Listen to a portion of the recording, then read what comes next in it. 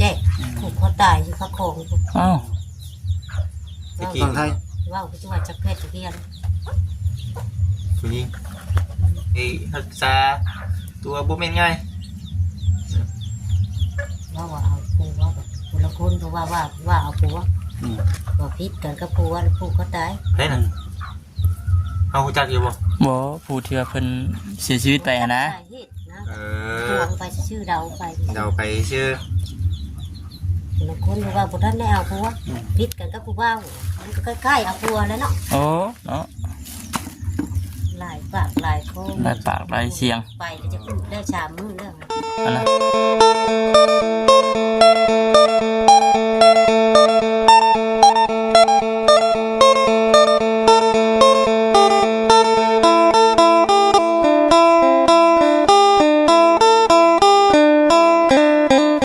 พี่น้องเลยเนาะพี่น้องเอ้ยก่อนอื่นก็อากาศทักทายสบายดีเด้อพี่น้องเด้อเนาะ FC กันเบิดสุขุสุคนพี่น้องพอๆกันคือเก่ากับบ่ค่ำวันนี้ก็ได้เดินทางมาอยู่ที่บ้านที่เฮือนของน้องแอน้อยเพิ่นเด้อพี่น้องเด้อน้องแอน้อย น้องแอน้อยบ่ข้ามาเป็นเมืองกล้องให้แน่ เธอบ่ได้มาแต่หึงเลยเนาะ บ่ได้มาแต่หึง สบายดี เป็นเช้าแล้ว เนาะ ฮั่นเบิ่งดูนี่ สูงกว่าบ่จิตอีกบัดนี่ ตัว เธอท่วมบ่จิตได้บ่ ชื่อเบาอยู่บ่ ชื่อ จนท่วม เอาตะกี้ทำนี่เนาะ คิดน้อยๆนึงตะกี้นะ เล่นตามป่าอยู่ผมกี่ก็ได้สบายดีเพิ่นเด้อล่ะสบายดี มาแต่ไส ไม่ใช่ครับ ถ้าจะไปช่วยเรียกเพื่อนเพื่อนบุญ มาเวียกบ้านเฮามีงานบุญบ่ แม่น บุญแจกได้บ่ แม่น น้องน้อย FC เนาะจำชื่อกันได้บ่เนาะแต่ช่วงอ้ายมาตะกี้เจ้าจักปีก็สู้ดี ประมาณ13หรือ12 ประมาณ 12 13ปีนี่แหละเนาะ ตัวนี้นี่แหละ เดี๋ยวนี้ประมาณ16 17นี่แหละค่ะ 17กินฮอดทีมงานอยู่บ่ 15 ให้เป็นสาวแล้วเนาะ หลายๆคนหลายๆช่องที่เขามาสุดช่วยมาถ่ายน้องๆเนาะ เดี๋ยว น้องเพิ่นจะบ่ลืม เอาหมูแดงออกให้แน่นะนี่นางงอน มีสมุนแดงเนาะนี่เนาะ มันมาใส่ ปัจจุบันนี้อยู่กันกับแม่ แม่น เป็นเรื่องเขานำสัมปลาเลยหาได้เลยพ่อท่าน คือเก้าแล้วนะ เก็บได้คือเก่า ไปหาทางท่านผู้แดงมาขาย เจ้านะ เราบ่ได้ไปแม่เดี๋ยวนี้ เจ้าไป โดย บอกว่าอะไรก็ไป บ่ต้องมีมุดแดงเนาะ นางบนห่มมันเย็นพุ่นไปยัง อ๋อไปเสร็จไปไปคุยกันอยู่หันกันเนาะ แม่น มีแต่น้องนี่ไปหาเนี่ยใครมุดแดงมาซื้อข้าวซื้อน้ำกินบอกคำตามต่อเดี๋ยวเอา ไปเดี๋ยวพูดแล้วขับไปนั่งอยู่พุ่นแล้วไงไข่หมดแดงช่วงนี้เนาะน้องเนาะไข่หมดแดงแน่แล้วก็อีหยังแหละอ้อยกับเบิดได้ช่วงนี้บ่ได้มาแต่หึงป๊าดเถอะพี่น้องไอ้เฮือนชานเพิ่นสบายดีเด้อแม่เด้อชื่อได้อยู่บ่เด้ จักก็ลืมชื่อ เอ้าบัดนี้ชื่อได้ยินใส่ว่าบ่จักนั่นไหนบ่ ลืมชื่อ ฮะชื่อหน้าชื่อ ชื่อหน้าชื่อจะลืมชื่อ จะลืมชื่อ เด้อแม่เด้อเห็นยังต้มยังหมอต้มยังไงน่ะ ต้มน้ำกิน จะนำกิน ต้มน้ำกิน ท้องเจ็บท้องลงท้องอยู่ กินน้ำต้มเอาพี่ละมาอยู่พี่เจมโบครับพอพี่ เอาแค่นี้เนาะ มันมีก็ได้เด็ดบ่นี่ก็ได้มันก็ได้ นี่ เอาเด้อไม่เด้อคุงผักเล็กน้อยมาผู้ดีว่าพันทางมาเนี่ยเนาะทางมาว่าสิขึ้นไปพุ่นละบ้านนุ่นเนี่ยก็นุ่นสัน มันสั่น ก็เลยว่ามาอัปเดตก่อนมาสันนะบ่ได้เห็นแต่หึงแล้วจนท่วมเนาะน้องเอ๋น้อยเมื่อยบ่ละไปหาเนี่ยไข่มดแดง จะเมื่อย เมื่อยก็เมื่อยอยู่ว่าสันเนาะไปชั่วมือเปล่า ไปแต่ข้าลงท้อง นี่ก็ลงท้อง ก็อันนี้มันได้ บ่เจ้าน่ะลงท้องจะกินยังลงท้อง ไปเฮือนแจกลุงแล้วว่าเป็นน้ำกินลาบงัวนั่นล่ะชิ้นงัวแท้ตั้งมันสิเป็นเบิดบ้าน เบิดบ้าน บ้านนี้แล้วพักทอกท้อง ไปกินนะเป็นบ้าน จัก ๆเนาะ ว่ามันฮอดขั้นมันเป็นว่า ช่วงมันเนาะ พอชีว่ากันปรุงผู้เดียวนี่ว่าตีว่าพิษที่รับงัว ต้มหมูยังไง ต้มน้ำกิน ต้มน้ำกิน ห้างอย่ายุกกับห้างไปอย่าคิวนั่นก็ อืม ปันเท้า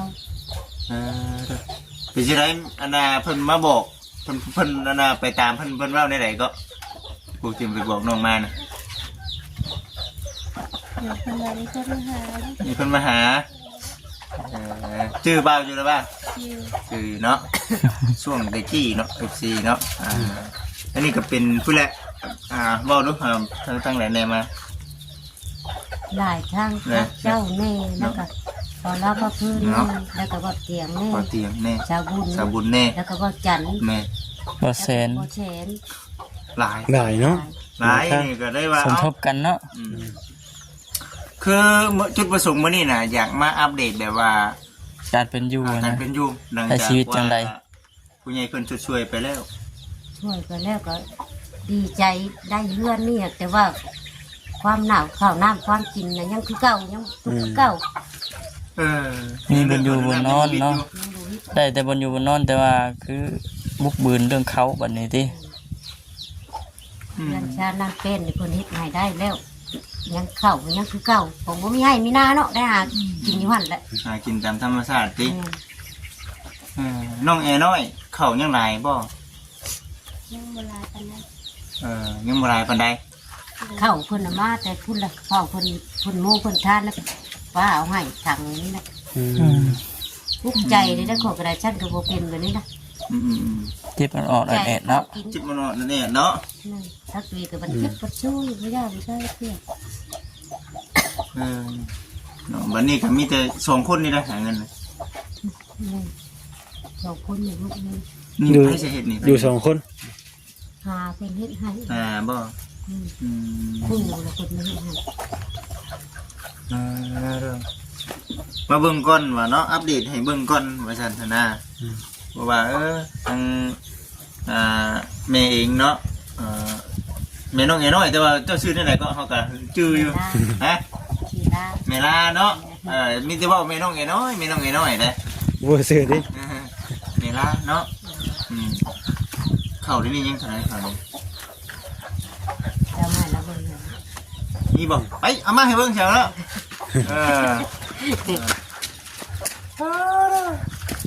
ยังไงเท่าน่ะชื่อว่าน้อยคือว่าได้อยู่ น้องแอน้อยเนาะหาบ่น้อยติ อยู่น้ำเฮาซุมื้อเด้ น้ำมือเจ้าก็ แค่เราเองก็ยังบ่จักว่าใหญ่ตอนไหนได้นี่เนาะ 16ปีแล้ว แม่แล้วนี่ยังฮู้ว่าลูกตัวเองใหญ่อันขึ้นตอนใด จนท่วมเนาะ ตื่นเนาะ สองร้อยจิตก็บ่คำเลย เจ้านานเห็นแต่ว่ามันใหญ่ ปัดฟูอยู่น้ำตลอดคือว่าก็ชับเก่าติ ใหญ่แล้ววันนี้อ้าวอันนั้นบ่ล่ะมึงหน่อยมาครับมาพี่มาได้จากโลฮะ เอาบ่สิบ เขาเปลือก จัก คือ บ่ เขา ได้ ซาน สิได้ผัวยังว่าได้ผัวแล้วก็สบายคือว่าสิสบายนี่มีมานะ บ่ให้คิดนั่นน่ะไม่ใช่มันน่ะไม่ใช่ว่านั่นจะเผาเรื่องผัวนั่น หา เมื่อยทุกข์แล้วตัวเองก็ได้ ประมาณ5โลไปเนาะมัน5โล บางทีเอาลูกกับผัวมา เจ้าชิว่ามันชีน่ะ จักแล้ว ใครในกูเก่าบ่ เล็กเที่ยววิธีวิดมือในเล็กน้อยก็สิว่าหากินช่วยกัน เนาะอันนี้ก็บ่จิตเองก็บ่จักคงบอกแล้วแต่ว่าช่วงนี้ก่อนจะเผาก็ได้เนาะ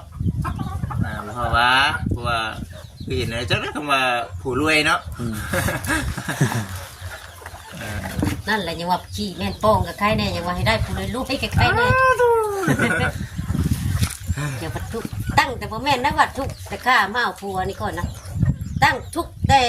เกิดมาแม่ตายแต่อายุ8 ปีจะพูดบางหันแหละแล้วก็มาอยู่น้ำผัวคอยอยู่บ้านปะนามพอได้มาอยู่น้ำผัว เจ้าอยู่บ้านประนามทั้งเด็ก10ผู้ แม่มาอยู่น้ำผัวก็ว่าชีวิตทุกข์วิตยากบ้าก็คือเก่าผัวก็บ่มีให้มีหน้าคือเก่าหรือว่าหากินจนกระทั่งมาตายพัดกัน ก็ถือว่านี่แหละพี่น้องเอ้ยมานี่ก็ได้เนาะมาอัปเดตถามไทยนี่แหละเพราะว่าพุ่นแหละเดี๋ยวเมื่อไหร่เมื่อไหร่พุ่นแหละสิมาเยี่ยมยามอีกครับหากอยู่บ้านอยู่เพื่อนอันนั้นอยู่เม่นบ่เนาะ มีแต่อยู่บ้านเฮานี่แหละเนาะก็มาเรื่องไปหาเงี้ยไข่มดแดงได้ไปฮอดใช้ไกลจนบ่ ไกลแล้วคนละแถวโคตรไปแล้วก็ค่ำเลยมาต้องมีหมูแดงเลย คน นี่บัวลูกชายไปเลย คนหาเบิ่งเบอร์แม่น้อยคือบ่มีเนาะ แต่ก่อนมีอยู่เนาะ ก่อนว่าน่ะมีอยู่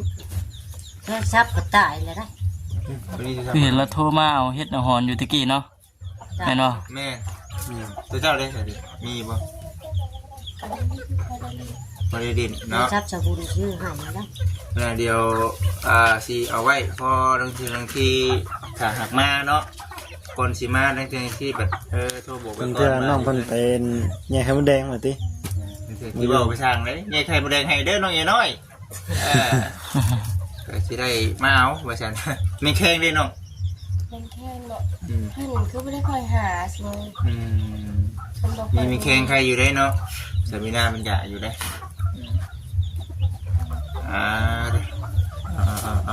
ถือว่าปัจจุบันนี้ว่าลำบากคือเราอยู่ในเรื่องเขานำจำปาเนาะคำมันเวิร์ดได้สักน้องเอา เจ้าก็หานี่ก็เห็น คำมันเวิร์ดต้องพยายามแม่นบ่หาวิทย์จากไข่มดแดงได้สัก หาไม่ขาย มันมีช่วงมันอยู่เด้เนาะ ชิว่าสิขายไก่นี่แหละแต่นี่ยืนไปบนรถมีไก่อยู่7-8ตัวไก่ผู้ที่ขายตัวละ20,000 ค่าตัวซะพัน เพื่อนบอกขออนุญาตนำห้องไม่ได้เคยเข้าไปสักเทื่อนี่เป็นห้องบ่ห้องใครของมันบ่ เข้าไปวิ่งนี่นะเป็น เย็นวะ เป็นห้อง2ห้อง ห้องสองห้องบ่ ตั้งแต่แรกยังบ่เคยเข้าบ่ เจ้าห้องหนึงไอ้ห้องหนึง น้องแม่ห้องนึง ไอ้ดิ อ้ายนอนนอก เอาเงินก็ได้ ยาย เนี่ย บอกว่าเอาคนละห้องลูกสีนอนนอกนอกว่า ปั่นกันคนละห้องเนาะนี่แหละพี่น้องเลยเนาะอันนี้ก็คือว่าขออนุญาตวัดคำนำพอเป็นเสียเมื่อก่อนเนาะพอเป็นเสียแต่ที่เป็นกระต๊อบน้อยๆเนาะ การนี่ละ แบบนี้เลยแหละ นี่กระต๊อบกระต๊อบน้อยๆพ่อเพิ่นก็เป็นพญาโลคาแหละบ่มีเงินปัวมันก็เลยเป็นแบบเป็นลำมาเลยเนาะอันนี้แหละจึงมาเสียวฮู้ให้กับพ่อแม่พี่น้อง FC ขึ้นแต่ข้าวเพิ่นยังเป็นผู้สาวกับเดี๋ยวนี้เป็นเด็กน้อยเนาะสิต่างกันชำใดตื่นมาจักเนาะ ได้เบิ่งอยู่ว่าคลิปตัวเอง นี่ปั เนาะ จจุบันนี่ได้นั่นอยู่บ่เนาะ เบิ่งอยู่ เบิ่งน้ำมูก เบิ่งน้ำหมู มาติดตามเบิ่งน้ำเนาะบ่ได้ใส่เขามาหาบ่เนาะเนาะมีแต่สู้ๆไปก่อนเนาะ ชีวิตจนคนละ เฮ็ดยังแฉให้แม่กินแมลงนี่ ไม่ได้กิน ห้องชีวิตเก่า ห้องขี้เด็กมันลงมันเกิดที่ท้องใดก็สิว่าไปซะเนาะ ตัวห้ำว่าได้ตัวไปกิน ฝนตกห้ามไหมเนาะ มันติดท้องใดเนาะเนาะได้เช้าไวๆอันนี้ไปมื้อนี้เฮ็ดหยังแน่ซอยบุญเพิ่น ไปนั่งที่ไว้ ล้างถ้วย หาไปนั่งที่ไว้ ล้างถ้วยเพิ่นเอาของกินให้บ่บ่ได้ ไปสร้างเป็นคือลังเกอเป็นคือจะให้เพิ่นจะให้ แล้วแต่เพิ่นเนาะเพิ่นสิหาหยังกันนะ บุญมันทางบุญแจกบ่เนาะ เป็นบุญเจ แจ๊กผูกคอตายอยู่พระโคง อ้าว ฝั่งไทย ว่าจังหวัดจักรเพชรเรียน ผู้นี้คนเฮานี่เนาะผู้ใดผู้เขาอยากอยู่มันให้ไปรักษาตัวบ่แม่นง่าย ว่าเอาผัวแบบคนละคนก็ว่าเอาผัวว่าพิษกันกับผัวแล้วผัวก็ตาย เฮ้ยน่ะเฮารู้จักอยู่บ่ บ่ผู้ที่ว่าเพิ่นเสียชีวิตไปอะนะ ดวงไปชื่อเดาไป เดาไปชื่อ คนละคนว่าบุท่านได้เอาผัวพิษกันกับผัวมันก็ใกล้ๆเอาผัวแล้วเนาะ โอ้เนาะ หลายปากหลายโคง หลายปากหลายเสียง ไปจะพูดได้ชามมือเรื่อง อันนะ ได้เห็น ถึงว่าโคสิลุกจากตู้ละ โอ้ ถึงอื่นได้อยู่ในห้อง เนาะ ทางเป็นเนาะพ่อแม่เลี้ยงมาใหญ่แล้วก็ได้เนาะไปมาดิมมาลอย แล้วก็ใจเนาะพ่อแม่ก็เฮ็ดไปแบบนั้นน่ะนะ เอ้าเพื่อสิเลี้ยงใหญ่มา เนาะ เนาะ ง่ายคนนึงเฮ็ดไปจากทุกข์ยากก็มาอยู่เพื่อนตัวเองไปก็ คิดฉันหน่อยเดียวนึงเนาะ คิดหน่อยเดียวนี่ก็ว่า มาแต่ก่อนโอ้หมักแตงจริงหมักทั่วหมักทังเราเต็มนั่นนี่ ปลูกยังได้ใช่อยู่ในสวนมีสวนมีอย่างแน่นอนละ เก็บพัก ผักบ่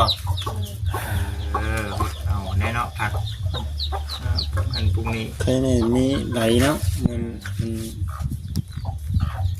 อยู่ร่วมกัน อัน ช่อ นั้ ง นแม่ไปเอามะกล้วยมาให้เพิ่นเบิ่งนะมะกล้วยหมากน้อยๆนึงมะกล้วยปลูกนั่นน่ะ มีสิบ่ อยู่ในถุงยาเนี่ย เอ้า อ้าว ให้ เนาะ เพิ่นเบิ่งนะ จะได้เปรกบัดนี้เอ้า นี่ไหนบัด เนาะเป็นอะไรเป็นกินได้ป่ะ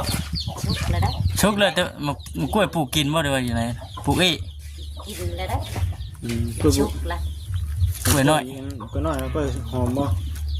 ซัปเปอร์มือนี่บ่ แม่น มีบ่เลย เป็นอะไรมีตู้เย็น นี่แล้วก็เจะบุญชื่อมาให้ไปเร็วเพื่อน มือขึ้นเฮือนเนาะคือบ่ฮู้หยังเนาะเพิ่นขึ้นช่วงได้ยัง ขึ้นได้เด้ ฮะ มาอยู่ จะมาบ่ เปิดมาเจ้าไปไทย อ๋อ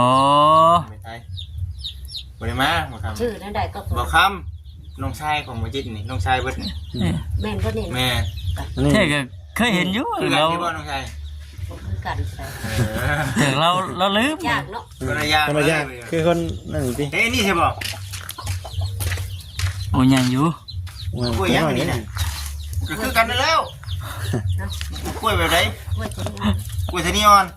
จะนี่ออก ทะนีอ่อน เปิดให้ออง อยู่ใช้กุกมันน่ะ ปลูกนี่ โอ้ยว่าเป็นกล้วยเปรกประหลาดนะเสียวเนาะ เกี่ยวซัปเปอร์มือนี่เนาะ มือนี่แผ่นทำไมกินวะนี่เจ้าของได้จะกินไหม ไว้เพิ่นกินข้าวซะกินแกงขี้เล็กเด้ กระดาษยังเลย เอาป้านี่ก่อน ไว้ เนาะ กินข้าว มาให้เบิ่งมันหมากน้อยถึงหมากใหญ่ใช่ไหม อันนี้บ่ ปลูกได้เลยล่ะ กูได้เดียวจะให้น้องไอ้น้อยเป็นพาหล่อหรอกวันนั้นนะเราส่งเราส่วนเพื่อนจะไปต่อคำนี่เนาะ คำเลย แล้วก็บ่อันเลย นะ เรื่องว่ากันเนาะ เราจะมากันมื้อนี้กับบ่ได้มีของฝากของต้นมาให้เด้อไม่เด้อ เป็นยัง มาเยี่ยมมา แม่ ยา นี่ก็ยังพื้นเลย หมอ บ่ได้เห็นจักเทื่อ คืน จะบุญกันว่ารถเพิ่นมื้อนั้นจักเพิ่นมาแต่ใส่ว่าจื้อป้ายบ่เพิ่นเฮาบ่แว่เฮ็ดอยู่ก็นั่งอยู่นี่เพิ่นบ่แว่ ยันโมเมนต์ยันโมเมนต์เนาะ ยันโมเมนต์ แม่นเพิ่นบ่ค่อยมาทางนี้เนาะมันแต่ขึ้นไปทางเหนือทางเซโปน อันนี้ก็พอคนโยคุณไปทางเหนือคุณแหละเนาะเอาเป็นได้บ่ครับคุณได้ซันเดอร์เดี๋ยวมื้อหน้ามื้อในเนาะคลิปนี้เดี๋ยวเราจบไว้จำนี้ก่อนเดี๋ยวคลิปต่อไปเดี๋ยวให้น้องไอ้น้อยเพิ่นพาทัวร์เนาะพาเรามีแต่ว่าคุณแนะน้องเองก็สู้ๆเด้อเพื่อหาเงินทำอันให้ สิให้ไปไทยก็บ่มีผู้อยู่เลยย่า มีผู้อยู่น มีผู้อยู่นำ ำอยากไปยี่บ่ล่ะ อยากไปอยู่ค่ะบ่มีผู้อยู่กับแม่แล้วบ่อยากไปปานนั้น ไปนา ถามอยู่ที่บ้านก็ถามคือบ่ไปไทยให้แม่อยู่กับอ้ายบัดอยู่กับอ้ายกับพ่อซ้ำนั้น วันนี้อ้ายไปใช้หากินบ่ ไปหากิน อันนี้เพิ่นเป็น แบบที่ว่าจังไดล่ะเพิ่นก็อาศัยบ่ได้เนาะแบบในส่วนที่ว่าเวลาเขาอยากต้องการแบบนี้แม่นบ่ ผู้ชายกับผู้หญิงเนาะผู้หญิงมันสิเบิ่งแม่หลายกว่าแล้วบ่อยากให้อยู่กับอ้าย ดีแล้วเพิ่นบัด อ้ายบัดค่าไปหากิน ตามใจเพิ่นเลยเนาะเพิ่นพุ่นน่ะเนาะบ่ได้กินหยังหลายกินได้กินก็ไปตามนั้นเลยว่าซั่นน่ะนะเมื่อยบ่แม่เอ้ยเมื่อยเนาะ เป็นเมื่อยหาสิเช้าย่างหาสิย่านี่นะ ฮ้อนเนาะอ้าว เนาะมึงเนาะบ่จิตเองก็บ่มีฮอดเงินฮอดคำซับมาผางมาต้อ สาน ร ก็ พั ได้ ดย่างนะในโลกในกูประกวดนี่นะเป็นบัดกูอันขอจะมาโฮม คนผู้เดียวแต่ว่าเป็นลายย่างบ่ หลายอย่าง คนผู้เดียวแต่ว่าเป็นลายโลกดิ เป็นหลายโรคทั้งกระเพาะทั้งเป็น วินเป็นเมาแก้มปิ้วแก้มเฝ้านี่บ่ได้แม่นพี่ช้างนี่ล่มท่านล่มแล้วล่มโคมไหม โมแม่นนั่นก็เกี้ยงกินแต่ปีกายนี่ยังบ่เช้าจ้ะ เห็นว่าเฉอะ ตะกี้เราใช้คนเกี่ยงกินบ่ เปื่อยได้นี่นะ เปื่อย เมื่อก็เกี้ยงกินตั้งแต่ปีที่แล้ว ไข่โชกจะมือหรือเปล่าเปื่อยได้นี่ แล้วแม่ไม่กินได้จันกับบด ผมก็ให้ไปหาไข่มดแดงให้เนาะผมเกี่ยง เด้อน้องเอานี่เอาไปซื้อของกินให้แม่อย่าแม่เราเจ็บท้องมันมีเรากินเด้อโอเคเอาล่ะโดยมีแต่ไปซื้อเฉพาะกินมันเก่งคิเล็กนั่นมันจะท้องเนาะ เรากินไป เอามาพี่น้องเลยเดี๋ยวจะให้ทั้งน้องน้อยเพิ่นพาไป แม่ เลาะเบิ่งว่าปัจจุบันนี่เฮ็ดสังน้ำแน่หั่นนะ